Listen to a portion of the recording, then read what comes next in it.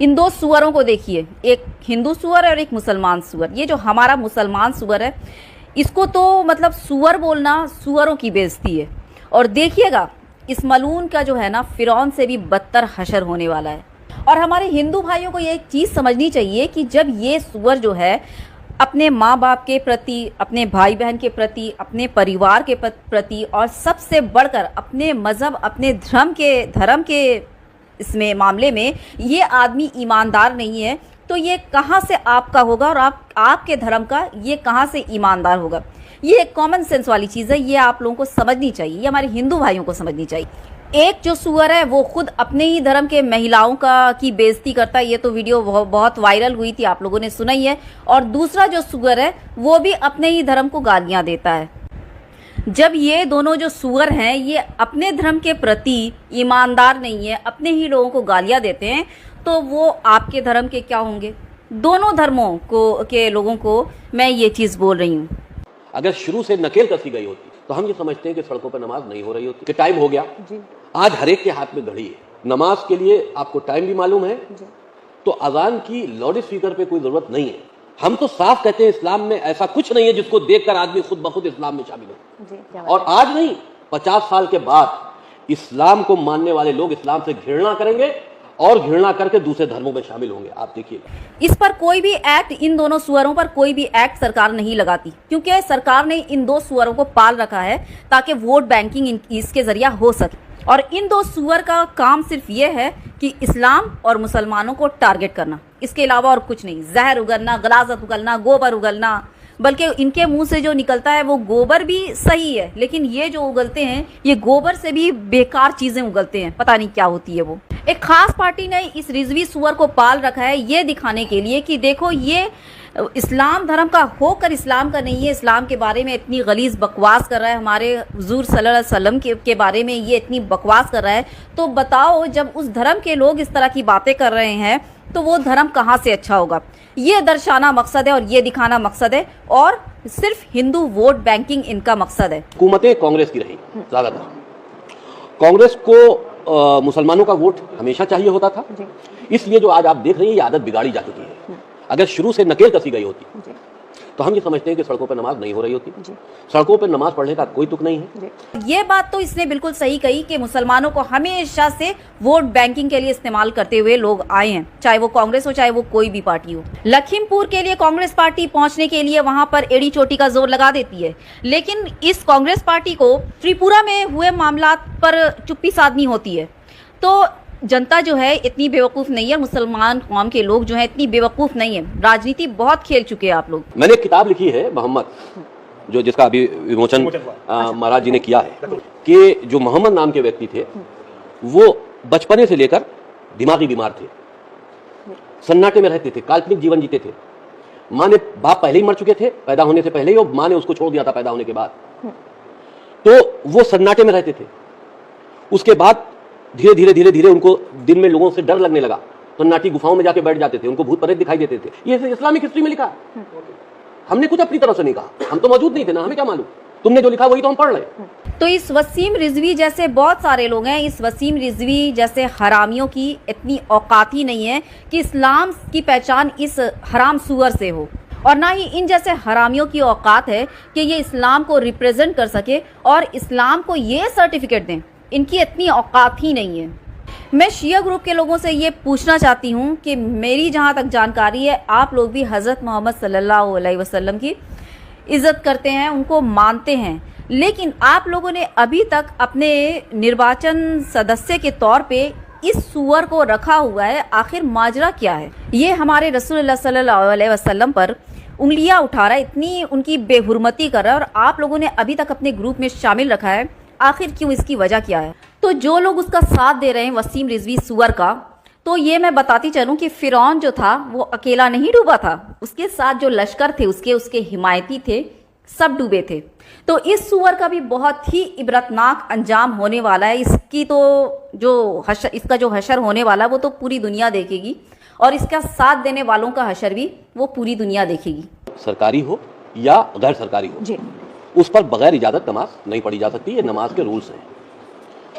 अब क्योंकि हिंदुस्तान में मुसलमान अल्पसंख्यक है, जी, मुझे हंसी आती है शब्द सुनकर। फिर भी सुन के आपने आपको बात हंसी इसलिए आती है जी। कि हम अल्पसंख्यक की उनको श्रेणी में रखते हैं जी, और इसका ही वो फायदा उठाते हैं। ओए होए मैडम जी, नमाज के रूल, ये क्या जाने नमाज का रूल, इसको तो अपने दीन का ही नॉलेज नहीं है, तो ये नमाज के रूल क्या बताएगा। और रहा तुम जैसे, क्या बोलूं, तुम लोगों के पीछे मैं नमाज का रूल और कवानीन और तरीके बताकर अपना यहाँ पे टाइम वेस्ट नहीं करना चाहती तुम जैसे लोगों के पीछे। अब इसकी दूसरी बात में आती हूँ, मुसलमान अल्पसंख्यक। जब मुसलमान अल्पसंख्यक है तो मुसलमानों से इतना डर क्यों? हर वक्त बैठ जाते हो मुसलमानों के खिलाफ एक मुहिम चलाने के लिए, मुसलमानों को काटो, मुसलमानों को मारो, मुसलमानों से ज्यादा बच्चे पैदा करो। इतना डर क्यों मुसलमान जब अल्पसंख्यक हैं? तो सबने मिलकर आजादी की लड़ाई लड़ी थी, जी, लेकिन मुसलमानों ने तो अपना हक ले लिया था ना जी, इस देश के टुकड़े करा के। जी, उसके बाद भी जो यहां रहा तो यहां के हिंदुओं ने उनको भगा नहीं दिया, जी, उनका सम्मान किया और वो यहां मिलकर रहना चाहे इसलिए वो यहां रहे। जी। लेकिन माहौल धीरे धीरे खराब होता गया। तो वसीम रिजवी ने यह बात बिल्कुल सही कहा कि सबने मिलकर आजादी की जंग लड़ी थी, लेकिन आजादी की जंग लड़ने वालों में मुसलमानों की तादाद ज्यादा थी। ये भी तुम्हें मानना पड़ेगा। शायद तुम्हें मालूम ही नहीं हो, तुम्हें किसी चीज का नॉलेज नहीं है, ना दीन का, ना दुनिया का, ना ही तुम्हें किसी तालीम से तुम्हारा कोई वास्ता है। तुम्हारा जो जुबान है, तुम्हारी जो बात है, बकवास है, उससे यही साबित तुम करते हो। वसीम रिजवी, पाकिस्तान बंटवारे के वक्त वो मुसलमान गए जिन्हें हिंदुस्तान में डर था, लेकिन बहुत सारे मुसलमान ऐसे थे जिन्होंने पाकिस्तान जाना नागवार जिन्हें गुजरा। वो अपने मुल्क में ही रहे, हिंदुस्तान में, क्योंकि वो अपने मुल्क हिंदुस्तान के प्रति ईमानदार थे, वफादार थे और उन्हें अपने हिंदुस्तान से प्यार था। इस वजह से वो यहाँ रुके। और ये जो बोला ना तूने, हिंदुस्तान है तो हिंदुओं का देश, हिंदुस्तान और हिंदुओं को मिलाया, तो ऐसा कुछ नहीं है। यहाँ हर मजहब के लोग रहे और हर मजहब के लोगों का ये देश है। या ये हिंदुस्तान किसी के बाप का नहीं है, ये जितना तुम्हारा उतना हर मजहब के लोगों का। ये हिंदुओं का देश नहीं है, गलतफहमी दूर करो। और ये हिंदू वर्ड ये कहाँ से आया, इसको भी जरा मालूम करना। हिस्ट्री, इतिहास बोलते हो ना, उसे चेक करना जाकर। इतिहास उठाकर देख लो, मुसलमान हमेशा से मिलकर रहे हैं और आगे भी मिलकर रहना चाहते हैं। लेकिन इन जैसे जो दो सुअर हैं और इनके जैसे बहुत सारे ऐसे सुअर हैं जो पूरे हिंदुस्तान में इन लोगों ने नफरत फैला रखी है। इन जैसे नफरती बाबाओं की वजह से हर तरफ मॉब लिंचिंग, घर जलाना, मुसलमानों को टारगेट करना, जलसे, जुलूस, आंदोलन, जो पूरे का पूरा माहौल बिगाड़ रखा। जो लाउड स्पीकरों पर अजान हो रही है, हम इसके भी खिलाफ हैं। जिस तरह इसने कहा कि अजान के लिए लाउड स्पीकर की जरूरत नहीं, उस तरह मैं भी कह सकती हूँ कि भगवान को जगाने के लिए घंटा जोर जोर से बजाने की जरूरत नहीं। लेकिन मैं ऐसा नहीं कहूंगी, इसलिए नहीं कहूंगी क्योंकि मैं गोबर नहीं खाती। मैं खाना गज़ा जो इंसान खाते हैं वो मैं खाती हूँ, और मुझे पता है कि ये उनके धर्म की आस्था है और ये उनका पूजा करने का तरीका, उनकी इबादत का तरीका है। जितनी इज्जत मेरे दिल में मेरे अपने मजहब के लिए है, उतना ही इज्जत मैं दूसरे धर्मों की भी करती हूँ। इसलिए इन दो सुअरों की तरह मैं कोई भी गोबर गलाजत नहीं उगलने वाली। ऐसा ये सिर्फ ये दोनों सुअर ही कर सकते हैं, इसके अलावा इंसान नहीं कर सकते ऐसा। हम तो साफ कहते हैं इस्लाम में ऐसा कुछ नहीं है जिसको देखकर आदमी खुद ब खुद इस्लाम में शामिल हो। वो कोई ना कोई झांसे में आकर या जोर दबाव में या किसी मजबूरी से इस्लाम को इख्तियार करता है, तलवार की नोक पर करता है। हिंदुस्तान का इतिहास गवाह है। तो हिंदुस्तान का इतिहास हमेशा गवाह रहा है हिंदू मुस्लिम यूनिटी का। कोई हिस्ट्री, कोई इतिहास ऐसा नहीं है जहां पर यह साबित किया जा सके कि इस्लाम को तलवार की नोक पर फैलाया गया या किसी से जबरदस्ती कबूल करवाया गया। अगर ऐसा होता तो अकबर के दरबार में हिंदू और राणा प्रताप के सेनापति मुसलमान नहीं होते। ये है हिंदू मुस्लिम इत्तेहाद की सही हिस्ट्री, इतिहास। और ये जो सुअर बक रहे हैं, बकवास कर रहे हैं, इनके पास कोई ऐसी हिस्ट्री नहीं है, कोई ऐसा सबूत है ही नहीं और ना दे सकते हैं, क्योंकि ऐसी कोई वजह थी ही नहीं। मस्जिदें, यहाँ पर बहुत सी ऐसी मस्जिदें हैं जो हिंदुओं ने भी बनाई है। हिंदू आपसे लड़ना नहीं चाहता, हिंदू आप बड़ा दिल करके आपको अपने साथ समेटना चाहता है, लेकिन अगर आप समेट के उसके गले लगके उसकी पीठ पर छुरी मारोगे तो फिर बात गलत है।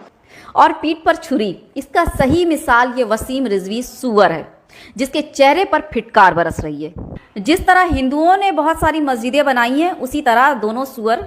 इतिहास जरा चेक करो, इतिहास के पन्ने पलटाओ तो उसमें बहुत सारे मुसलमानों ने मंदिरों की भी तामीर की।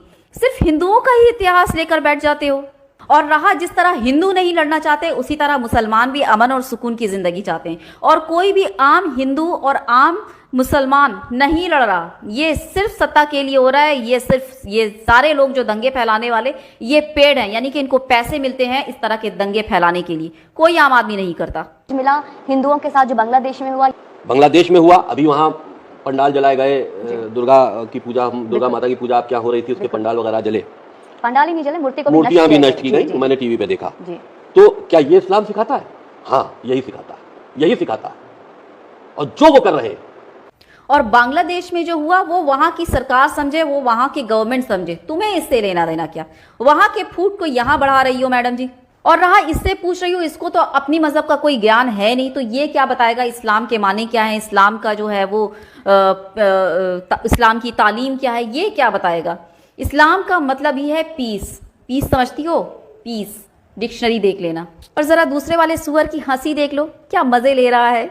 समझ आ रहा है आपको कि असल में दिमागी बीमार कौन है, किसका दिमाग पूरी तरह से खराब हो चुका है। देखो, जो बातें इन्होंने कही हैं, इसकी सजा तो मौत है, और ये आज नहीं तो कल आनी है, और बहुत दर्दनाक मौत होनी। क्योंकि भारत में अभी योगी जी बहुत अच्छे हैं, मैं योगी जी का बहुत सम्मान करता हूं, और भारत की राजनीति में मैं केवल योगी जी का समर्थन करता हूं। लेकिन अभी हिंदुओं में इतना दम नहीं है कि वसीम भाई को बचा सके या मुझे बचा सके। हमें भी मारा जाना है, वसीम भाई को भी मारा जाना, वो मारने के लिए हमें भेजते। वसीम भाई ने जो बोल दिया आज, जो आपके यहाँ बोल दिया मोहम्मद के बारे में, इस्लाम के बारे में, कुरान के बारे में जो बोल दिया, ये वाजिबुल कत्ल हो गए, हम भी हैं। तो ये सही बोल रहा है। जिस तरह की नाजेबा बातें इन दोनों ने हुजूर सल्लल्लाहु अलैहि वसल्लम के बारे में की हैं, अब तक कत्ल हो जाना चाहिए था। ये दोनों अपने मुंह से अपना जुर्म कबूल कर रहे हैं। ये बात हम सब लोगों को, हिंदू और मुस्लिम दोनों को समझनी चाहिए। हिंदुस्तान में एक इतनी बड़ी बात कहने के, इतने बड़े मिशन के सिपाही का हिंदुस्तान में जीवित रहना, ये कोई मजाक बात नहीं है, ये बहुत बड़ी दिलेरी की बात है, और दिलेर लोग ही दिलेरों की इज्जत कर सकते हैं।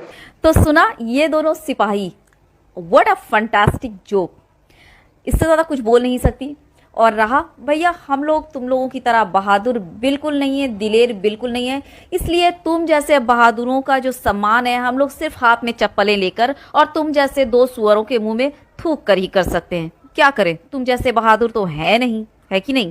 बड़े बड़े पाखंडियों का, बड़े बड़े ढोंगियों का, गांधी जैसे लोगों का, नेहरू जैसे लोगों का सम्मान किया है इस देश ने, तो वसीम भाई जैसे सच्चे व्यक्ति का। और तो सुना, ये उस गांधी के लिए बकवास कर रहा है जिसने अपने देश के लिए अपनी जान गंवा दी। तो गांधी और नेहरू जो थे वो ढोंगी थे। ये दोनों असल देशभक्त और असल दीन भक्त हैं, है कि नहीं? तभी अपने अपने धर्म के लोगों को खुद ही बैठकर गालियां दे रहे हैं। ये दोनों हैं असल दीन भक्त, मजहब के ठेकेदार और असल देशभक्त, है ना? तो चलो, इन दोनों देशभक्तों की बात मान ली जाती है। आज से गांधी और नेहरू का सम्मान करना बंद करो और इन दोनों ढोंगी दिलेरों और देशभक्तों का जो है वो सम्मान करो, अपने हाथ में चप्पल और जूते लेकर। क्योंकि भैया, हम लोग ऐसे देशभक्तों और ऐसे दिलेरों का स्वागत, सम्मान ऐसे ही करते हैं, चप्पल और जूते लेकर। मुझे नहीं पता वसीम साहब मुसलमान है या नहीं है। अब देखो, ये अपने वसीम भाई के मजहब पर भी उंगली उठा दे रहा है कि पता नहीं ये मुसलमान है भी कि नहीं। तो तेरी दुविधा मैं खत्म कर देती हूँ, दूर कर देती हूँ कि वसीम रिजवी जैसा हराम सुअर मुसलमान नहीं हो सकता। हिंदुओं की बुद्धि बिल्कुल भ्रष्ट हो गई है, वो हर चीज में राजनीति ढूंढते हैं, क्योंकि उनके दिमाग में गंदगी है। हिंदुओं के दिमाग में केवल राजनीति का कीड़ा है। उन्होंने अपने बाप दादों का सारा नाम खो दिया, अपने सारे मत मंडी तोड़वा दिए, अपनी औरतों की मंडी लगवा दी अपनी कायरता में, और केवल राजनीति ढूंढने में। तो सुना, मुसलमान तो इसकी नजर में खराब थे ही थे, अब हिंदू भाई भी इसको कायर लगने लगे, इसकी नजर में चुभने लगे। तो ये फैसला मैं हिंदू भाइयों पर छोड़ती हूँ, आपको क्या करना वो आप जाने ना। हर चीज के पीछे का सस्पेंड ढूंढना, ये हिंदुओं की एक गुलामों की मानसिकता है। वो कभी भी दिलेरों का बाहें खोल कर स्वागत नहीं कर सकते। तो मैं हिंदुओं से केवल इतना अनुरोध करना चाहता हूं कि वो अपनी इस आदत को बदलें। और मुझे ये बोलने की अब बिल्कुल जरूरत नहीं है कि आदत किसको बदलनी है कि नहीं? और ये जो दूसरा वाला जो है, जो हिंदू मजहब का बहुत बड़ा ठेकेदार और बहुत बड़ा रक्षक बना है, ये तो खुद अपने कम्युनिटी के बारे में गिलाज़त उगलता, अपने भाइयों को गाली देता है, अपने मजहब की औरतों के बारे में, यहाँ तक के अपने पार्टी के औरतों के बारे में जो अपशब्द इस्तेमाल करता है, वो मुझे बोलने की ज़रूरत नहीं है। मैं इतनी गंदगी अपनी वीडियो में कर नहीं सकती। तो जब ये दोनों अपने धर्म, अपने मजहब, अपने लोगों के नहीं, तो वो आप लोगों के कहाँ से होंगे? ये सिर्फ नफरत फैलाने के लिए और अफरा तफरी फैलाने के लिए और लड़ाई लगाने के लिए बैठे हैं। तो इन जैसे जंगली सुअरों के बहकावे में ना आकर अपनी अक्ल लड़ाइए और हिंदुस्तान की सेक्युलरिज्म को बरकरार रखिए। जय हिंद।